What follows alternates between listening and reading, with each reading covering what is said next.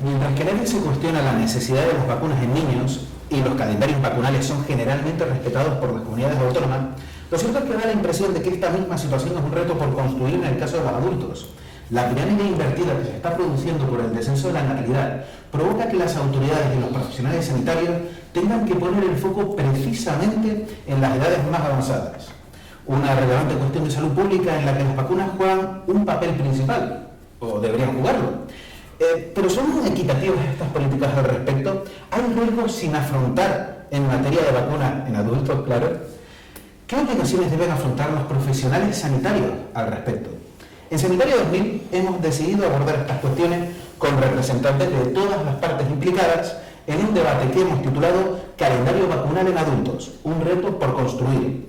Y obviamente se trata de un debate en el que queríamos contar con todos los profesionales, administración, pacientes.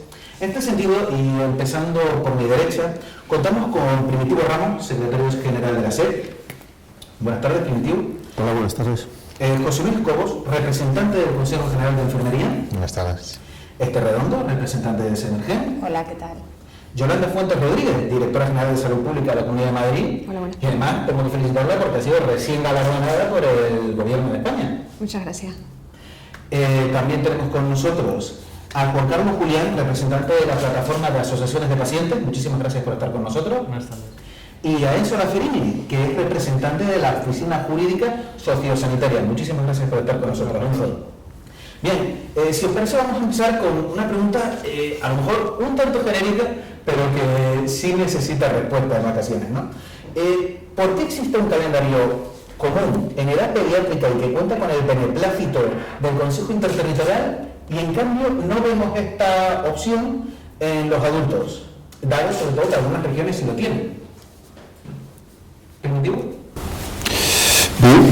Desde el colectivo al que represento, Sociedad Española de Geriatría y Gerontología, y por tanto población destinataria por personas mayores, sería deseable, evidentemente, la existencia de un calendario vacunal del adulto común y equitativo en todo el territorio nacional.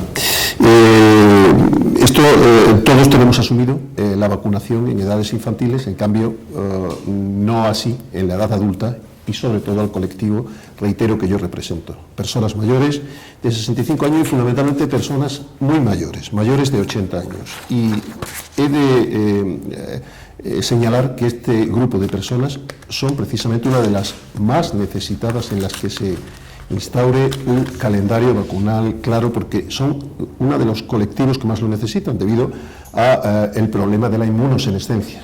Es decir, tenemos personas muy mayores, muy envejecidas, con un sistema inmune que produce respuestas muy lentas, muy perezosas, menos potentes, menos robustas y menos duraderas. Y sería uno de los colectivos, junto con la población infantil, en los que, y otros grupos de riesgo, en los que este calendario sería más necesario. No sé qué opinan los enfermeros al respecto, José Luis.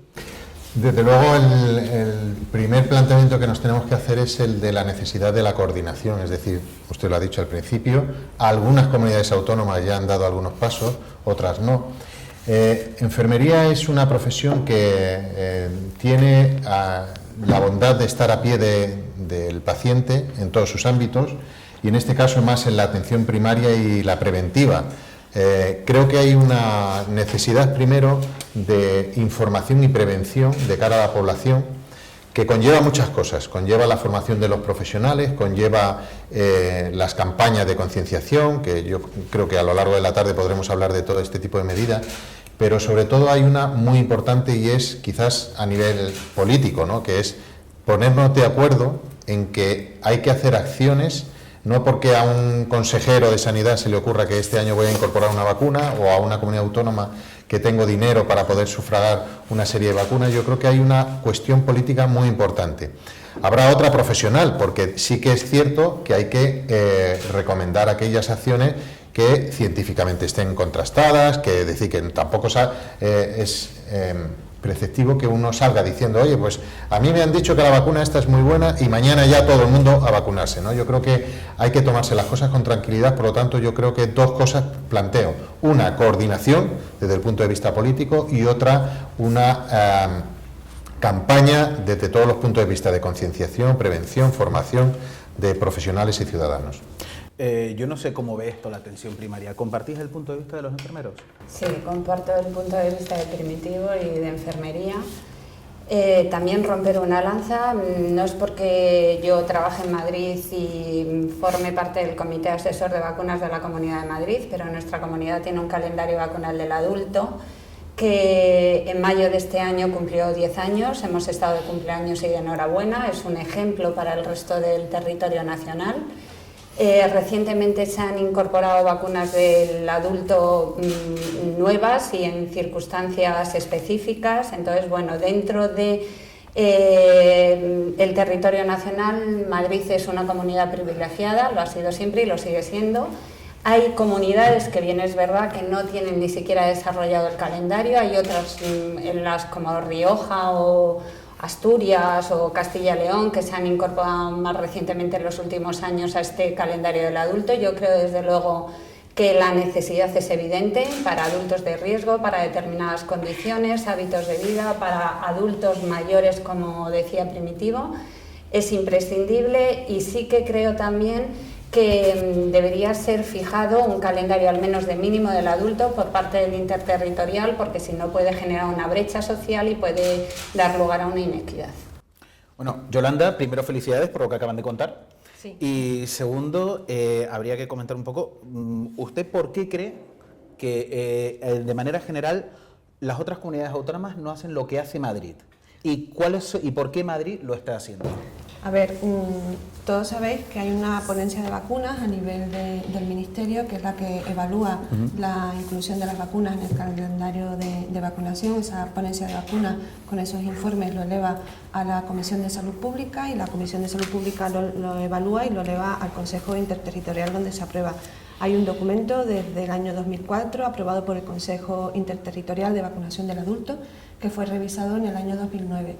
Nosotros, como ha dicho la compañera, tenemos un comité asesor de vacunas que asesora a la Dirección General de Salud Pública para la evaluación e implementación de las vacunas que se han aprobado, incorporarlas para ver la estrategia a seguir. Nosotros llevamos 10 años con un calendario de vacunación del adulto que estamos ahora pendientes de volver a evaluar porque se incorporan nuevas vacunas y porque hay que hacer un mayor énfasis en el sistema sanitario de la importancia que tiene la vacunación del adulto. No tenemos que perder de vista que la vacunación infantil y el calendario infantil, la mayoría de las enfermedades que se previenen son enfermedades infantiles. Entonces el impacto que tiene un calendario de vacunación infantil en los niños es muy elevado.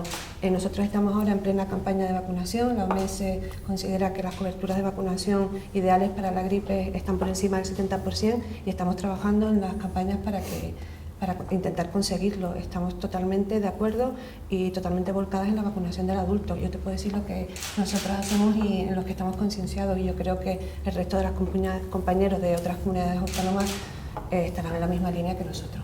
Entiendo. También yo creo que los pacientes tendrán algo que decir al respecto, porque claro, luego entraremos en las cuestiones de equidad, pero yo entiendo que a vosotros sí os gustaría un calendario vacunal común, ¿cierto? Evidentemente, y parece que estamos todos de acuerdo. Es bastante evidente que en pacientes mayores, como indicaba Primitivo, y los pacientes crónicos o con síntomas cronificados que nosotros representamos, un calendario vacunal del adulto es más que recomendable.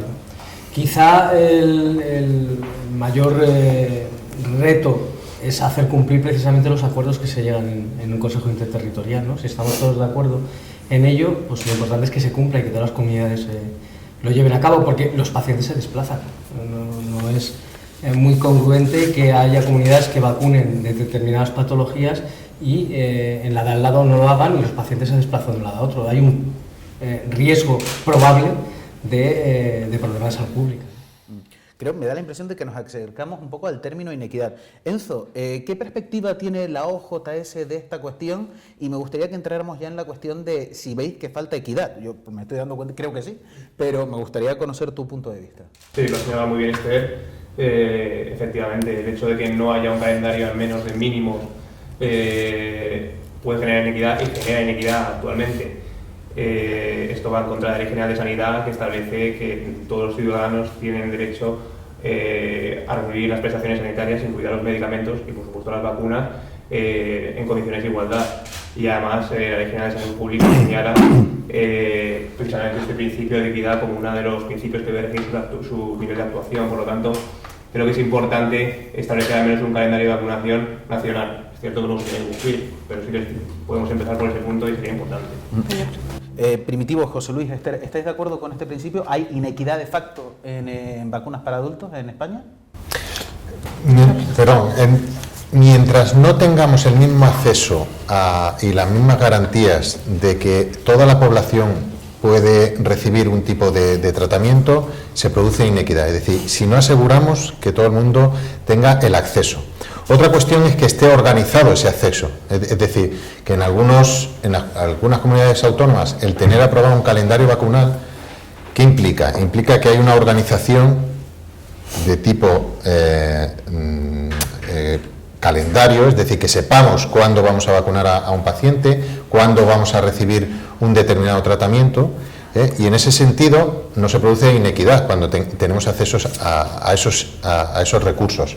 Lo que sí, como bien se ha dicho, es cuando se toman decisiones que no son de forma compartidas con el resto de comunidades autónomas. Yo creo que ahí es el mayor problema, es decir, que haya comunidades autónomas que vayan, entre comillas, por libre, ¿no? Ahí sí que hay un problema de posible inequidad, más que decir, oye, se le niega a un paciente a que tenga acceso a un recurso.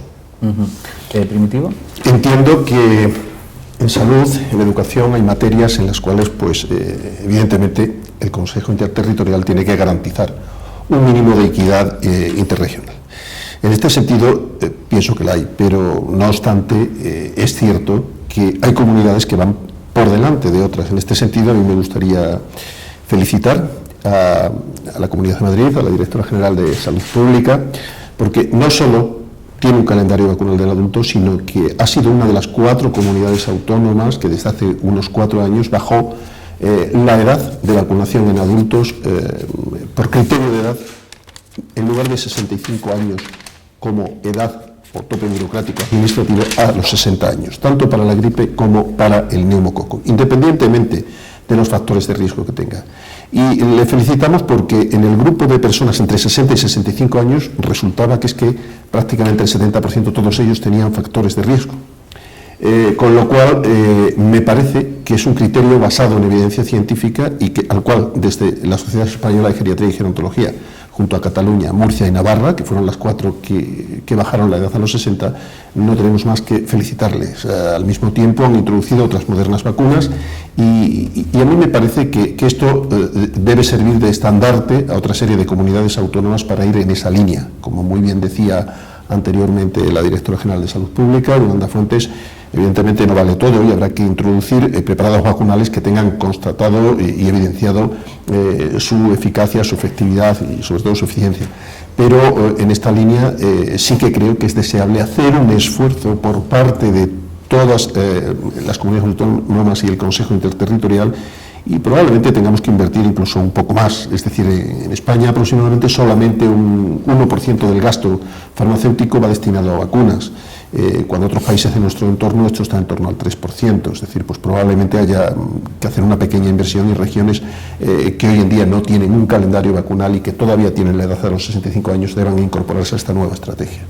Esther, para ya acabar con esta parte asistencial desde el punto de vista acabar con la cuestión de la inequidad desde el punto de vista de los asistencial. Mira, yo pertenezco a una sociedad que es la de médicos de atención primaria, Semergen, que tiene representación entre las comunidades, y creo que es muy necesario que desde el Ministerio, desde el Interterritorial, se haga un calendario de mínimos, porque sí que percibo que puede haber, sobre todo en momentos de crisis económica, diferencia entre las comunidades que tiende hacia la inequidad.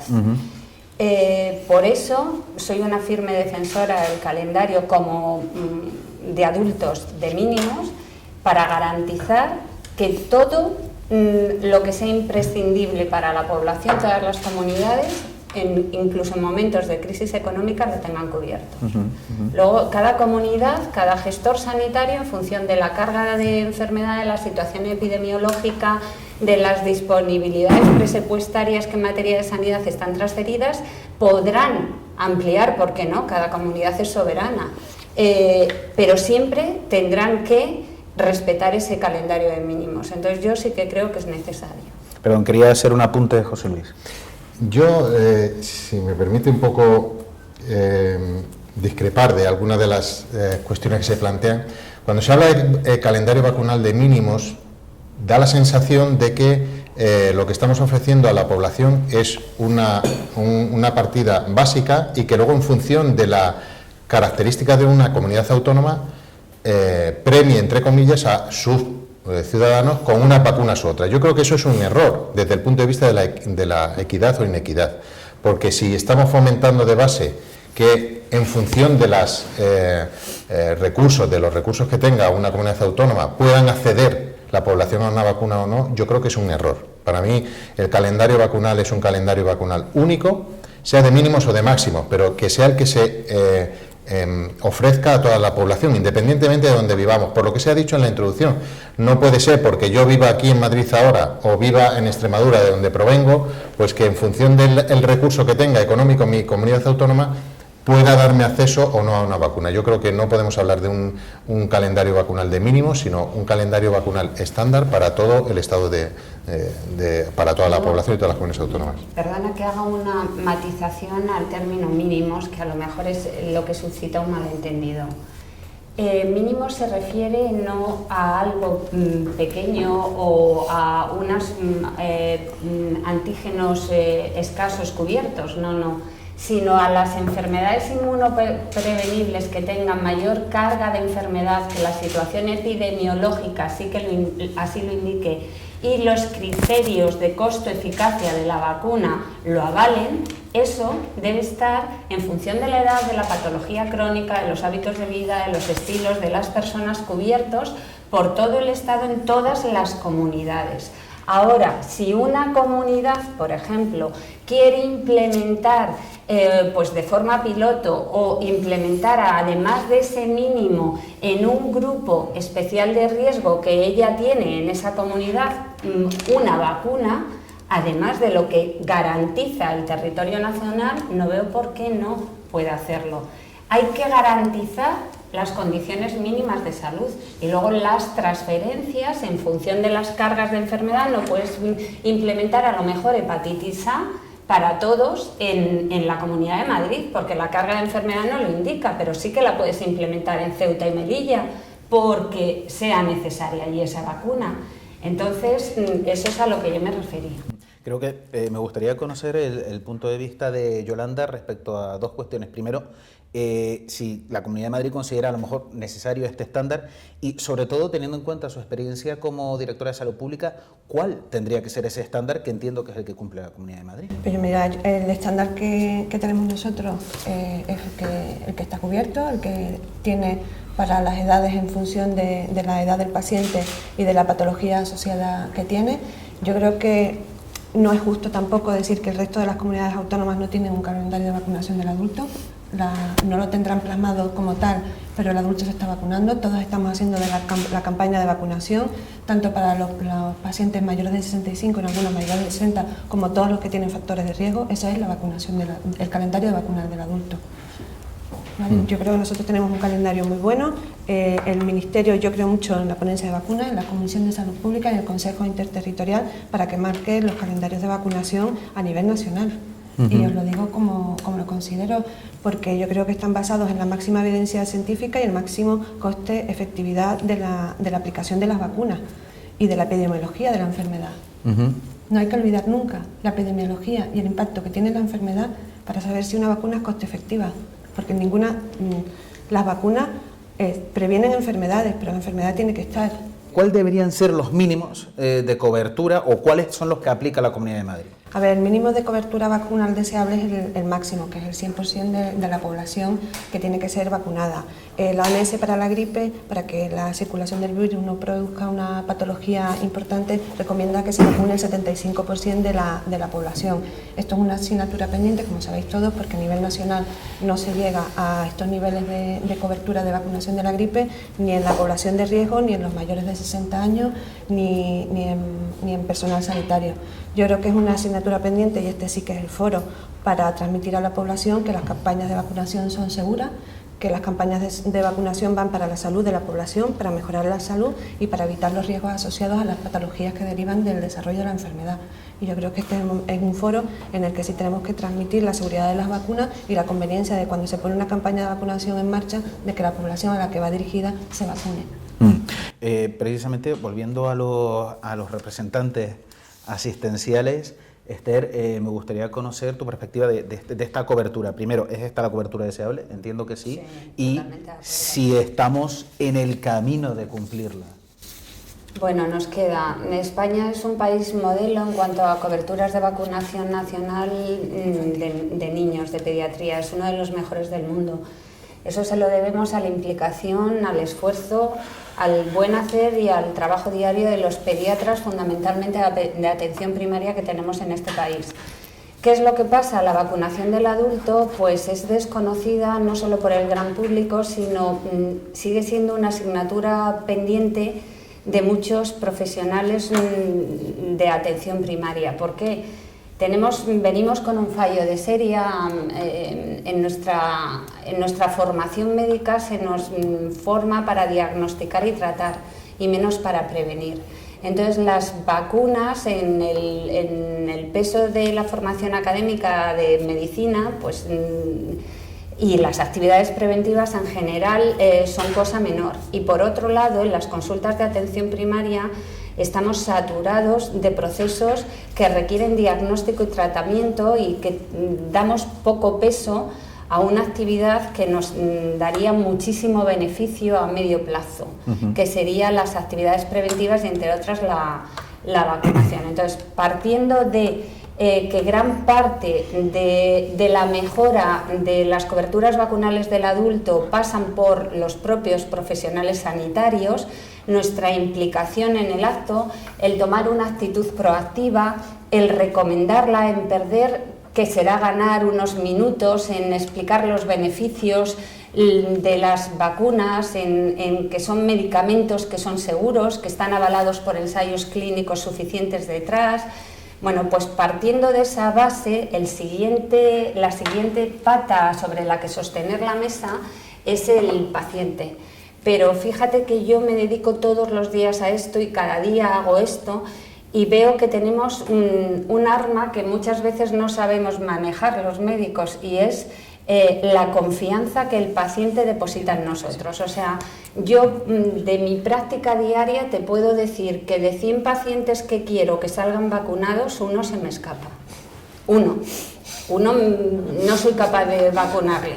Pero 99 sí, porque si tú les convences, eres empático, les escuchas, sabes resolver sus dudas, les expones las cosas con evidencia, sin trato paternalista, les formas, ellos son personas maduras con capacidad de decidir y además tienen en ti una confianza que saber transmitirla es muy importante. Entonces, primero, implicación por parte del profesional. Segundo, formación a nuestros pacientes.